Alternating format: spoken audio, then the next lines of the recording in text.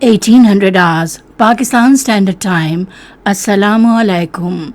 This is Radio Pakistan. The news read by Farzana Khan.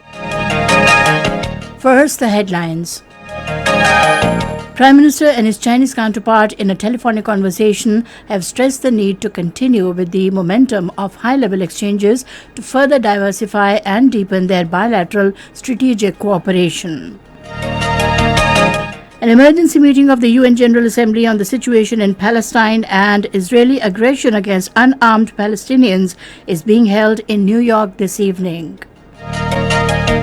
Foreign Minister has urged the UN General Assembly to assume its responsibility and must respond to the plight of Palestinian children, women and men who are facing the Israeli onslaught. Pakistan has urged United Nations Security Council to initiate steps to hold Israel accountable for its war crimes and crimes against humanity and implement relevant UN resolutions to resolve the Palestine issue. In Indian illegally occupied Jammu and Kashmir, a complete shutdown will be observed tomorrow on the martyrdom anniversaries of Hurriyat leaders Mirwais Maulvi Muhammad Farooq and Khwaja Abdul Ghani Lone. In Afghanistan, 9 people were killed in a roadside bomb blast in Lashkargah city of Helmand province today. And now the news in detail. Prime Minister Imran Khan and Chinese Premier Li Keqiang have reaffirmed their resolve to further solidify Pakistan-China bilateral relations. In a telephonic conversation, the two leaders stressed the need to continue with the momentum of high-level exchanges to further diversify and deepen strategic cooperation between the two countries. The Prime Minister emphasized that with collective and tireless efforts over the years, Pakistan and China have transformed their relationship into an all-weather strategic cooperative partnership. He said a China-Pakistan economic corridor has generated economic activity and employment, and it will further enhance bilateral and regional trade. The Prime Minister highlighted Pakistan-China cooperation in fighting COVID-19 and deeply appreciated China's continued support to Pakistan in the supply of COVID vaccine. Prime Minister Imran Khan has directed to formulate master plans for big cities of the country immediately to avoid growing environmental issues. He was chairing weekly meeting of National Coordination Committee for Housing, Construction and Development in Islamabad today. The Prime Minister said rising unorganized and unplanned urbanization is not only a threat to the environment but also creating food security issues. He also directed that protection of green areas should be considered as a national emergency, as a green Pakistan is essential for future generations to provide them with a healthy environment. Imran Khan instructed to immediately formulate rules and regulations in utilizing the land and implementation strategy. He also directed to engage general public to protect green areas.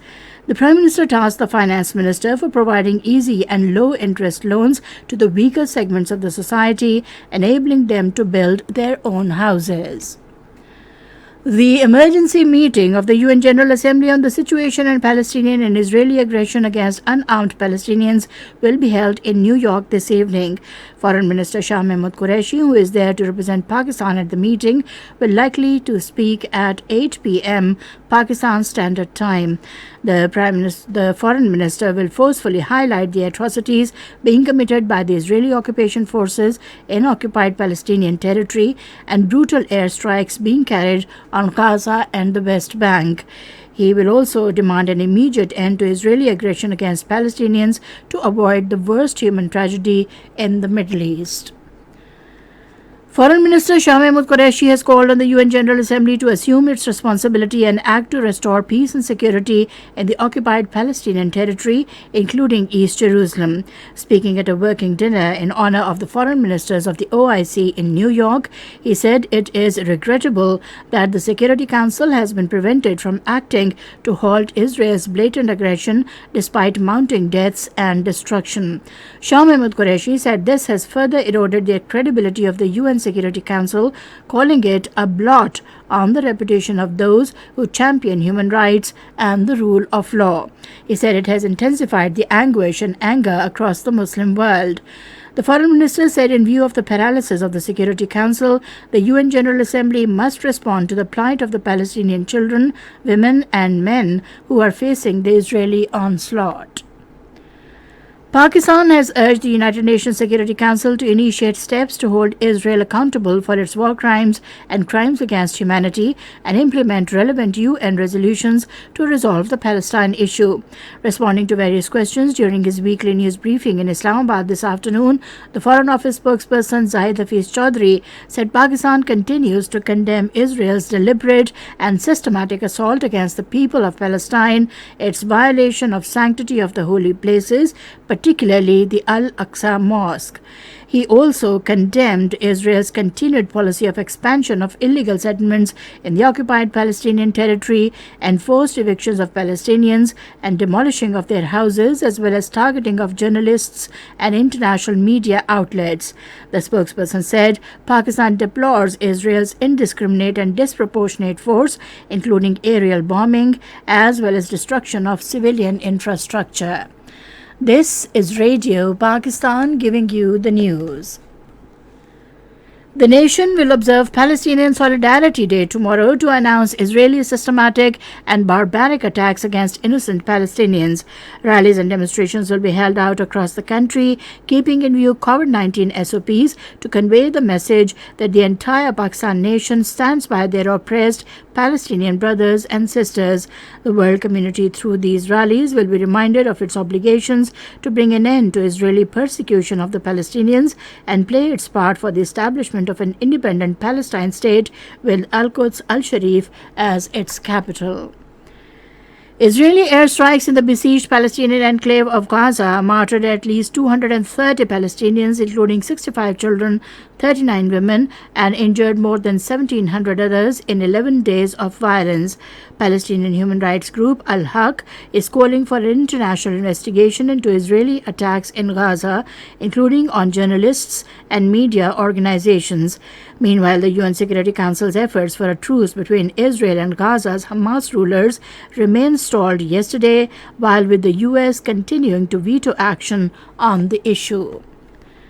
The United Nations Human Rights Council says it would hold a special session next week on the rights situation in the occupied Palestinian territories amid deadly violence by Israeli forces in Gaza. Radio Pakistan in its national hookup today at 19:05 hours will broadcast a special discussion program regarding Israeli atrocities on the people of Palestine. In India and illegally occupied Jammu and Kashmir, a complete shutdown will be observed tomorrow to pay tributes to prominent martyred Hurriyat leaders Mirwais Maulvi Muhammad Farooq and Khwaja Abdul Ghani Lone. A march towards Mazar-e-Shuhada in Srinagar will also be conducted tomorrow. Call for the shutdown has been given by the chairman of Hurriyat Forum, Mirwais Umar Farooq, and the All Parties Hurriyat Conference. Mirwais Maulvi Muhammad Farooq was martyred by unidentified gunmen at his residence in Srinagar on this day in 1990. 70 mourners were martyred in Hawal area of the city when Indian troops opened fire on the funeral procession of the martyrs. Khwaja Abdul Ghani Lone was also martyred on this day in 2002 by unknown assailants when he was returning from Eidgah after addressing a public gathering. In Afghanistan, at least 9 people were killed when a roadside bomb struck their vehicle in Lashkargah city of Helmand province today. Helmand's deputy governor, Barialai Nazari, said that women and children were also killed in the blast. Cricket. Pakistan Cricket Board has confirmed that it has received all outstanding approvals and exemptions from the United Arab Emirates government for staging of the remaining 20 matches of HBL Pakistan Super League in Abu Dhabi. PCB Chief Executive Wasim Khan said the board will now hold an online meeting with the 6 franchise owners to finalize all details. And finally, the weather report. Hot and dry weather is likely to prevail over most plain areas of the country during the next 12 hours. However, rain with wind and thunderstorm is expected in Upper Khyber Pakhtunkhwa, Upper Punjab, Kashmir and Gilgit-Baltistan. And that is the end of the news. For more news and analyses, log on to our website radio.gov.pk and also watch live video streaming of our bulletins on the link facebook.com/Radio Pakistan News Official.